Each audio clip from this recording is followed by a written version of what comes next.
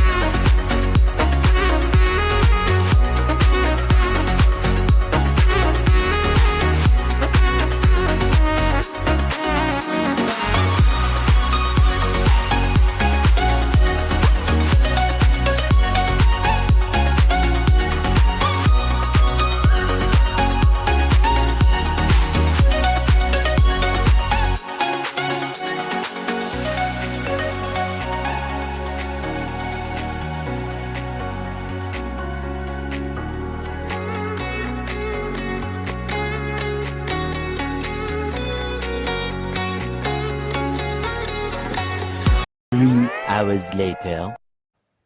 તો મિત્રો આજે બ્લોગ આટલો જ રાખીએ. હું પણ વાંચી અને લખીને એવું બધું દાખલાને એવું ગણ્યા પછી નીચે આવ્યો અત્યારે. અને હવે ઊંઘવાનો ટાઈમ થયો. મમ્મી પપ્પા તો ઊંઘી ગયા, તો હવે હું પણ ઊંઘું. અને અત્યારે કમ્પ્લીટ 12 વાગવા આવ્યા. આજે તો લેટ જાગ્યો તો સવારે વહેલા ઉઠવું પડશે. તો મળીએ. આ બ્લોગ ગમે તો લાઈક કરજો, ચેનલ પર નવા હોય તો સબસ્ક્રાઈબ કરજો. મળીએ કાલે એક નવા બ્લોગમાં. ત્યાં સુધી બાય બાય.